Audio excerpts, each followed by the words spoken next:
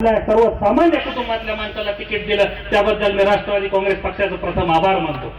आमच्या नेत्या खासदार रजनीताई पाटील असतील, आदरणीय अशोकरावजी पाटील साहेब असतील, आदित्यदादा पाटील साहेब असतील, हे सुद्धा तन मन धनानं आदरणीय साठे साहेबांच्या पाठीशी आहेत। आणि येणाऱ्या काळामध्ये सर्वसामान्यांच्या लोकांना हातात हात घेऊन सर्वसामान्याचे चुका काय असतात, सर्वसामान्याची दुःख काय असतात हे एकमेव जाणणारा साठे साहेब आहेत। साठे साहेब म्हणजे जनता गाडी आहे मित्रांनो, लक्षात घ्या।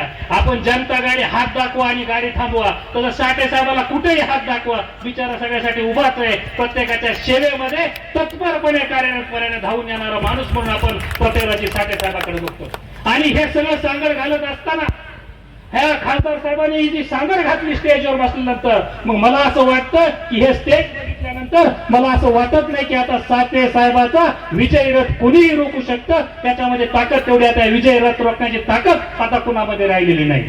या केज मतदारसंघामध्ये आपण गेली 40 वर्ष 35 वर्ष झालं बघितलेलं आहे। आमच्या आधीची पिढी गेली, आमची पिढी गेली आणि तेच मतदारसंघ राखीव राहत गेला। परंतु एका चांगल्या माणसाला जर संधी मिळत असेल तर त्या संधीचं सोनं केल्याशिवाय तो माणूस राहणार नाही, एवढंच मला आजच्या प्रसंगी वाटतंय।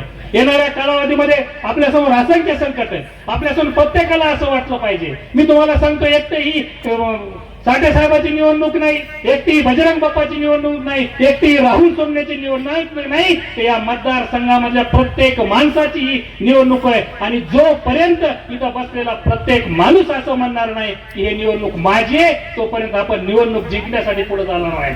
येणाऱ्या कालावधीमध्ये आता शेवटचे 8 दिवस राहिलेले, या 8 दिवसामध्ये आपल्याला असंख्य गोष्टींना फेस करावं लागणार आहे। परंतु त्या कुठल्याही गोष्टी समोर आल्या तर प्रत्येकानं सांगा, आमच्या रामराव महाराज लोमटे इथं तांबडा पटका घालून बसले, महाराज तुम्ही आहेत म्हणजे होळ आहे, लक्षात ठेवा, काही काळजी करायचं कारण नाही। म्हणजे अशी लोक सुद्धा स्वतःहून जागृत होऊन पुढे येऊ लागलेले आहेत। आणि आम्हाला कुठला पैसा नको, आम्हाला कुठलं काडी मोडी नको, आम्ही स्वतःहून येणार आहेत। बजरंग बाप्पाने आता सांगितलं की मी आता सगळ्यांना आवाहन केलं की इथं लोक जमवा, लोक स्वतःहून आलेले आहेत। स्वतःहून जोपर्यंत निवडणूक जनता हातात घेत नाही तोपर्यंत या निवडणुकीचं रूपरेषा ठरत नाही। आता ही निवडणूक ज्या लोकांनी जनतेने हातात घेतलेली आहे आणि सर्वसामान्याचा प्रतिनिधी या येणाऱ्या निवडणुकीमध्ये 20 तारखेला आपल्याला विधानसभेमध्ये पाठवायचं सर्वसामान्यांनी ठरवलेलं। मी इथं बसलेल्या प्रत्येक माणसानं फक्त एकच विनंती करणार आहे, हेच विधानसभा मतदारसंघामध्ये असलेले आपले नाते गोते पाहुणे रावळे प्रत्येकानं फक्त एकच ठरवा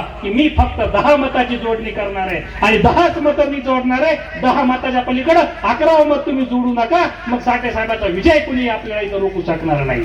येणाऱ्या काळामध्ये आपल्यासमोर असंख्य प्रश्न आहेत। यावर्षी पाऊस अतिशय चांगला झालेला आहे। शेतकऱ्यांच्या समोर येणाऱ्या प्रश्नाला तिकडे येडेश्वरी सक्षम आहे, तिकडे आम्ही गंगामाऊली सक्षम आहेत। आणि या शेतकऱ्याच्या जीवनामध्ये क्रांती करण्याचं काम येणाऱ्या कालावधीमध्ये येडेश्वरी असेल, गंगामाऊली असेल, सक्षमपणे करणार आहे। त्याच्यामुळे कुठल्याही गोष्टीला घाबरू नका, येणाऱ्या कुठल्याही संकटाला घाबरू नका। आणि जयंत पाटील साहेबांसारखा खमक्या माणूस इथं बसलेला आहे आणि येणाऱ्या काळामध्ये आता महाविकास आघाडीचं सरकार येणार आहे, ह्याच्यामध्ये आता कुठलीही शंका राहिली नाही। म्हणून आपण सर्वांनी पूर्ण ताकदीनिशी आपण साठे साहेबांच्या पाठीशी उभं राहावं। आणि जयंत पाटील साहेब, आम्ही सुद्धा आपले आभार मानतो की येणाऱ्या कालावधीमध्ये सुद्धा काँग्रेस सुद्धा तितक्या ताकदीनं साठे साहेबांच्या पाठीशी राहील आणि साठे साहेबांच्या विजयामध्ये आमचा सुद्धा सिंहाचा वाटा राहील, एवढंच आजच्या प्रसंगी बोलतो।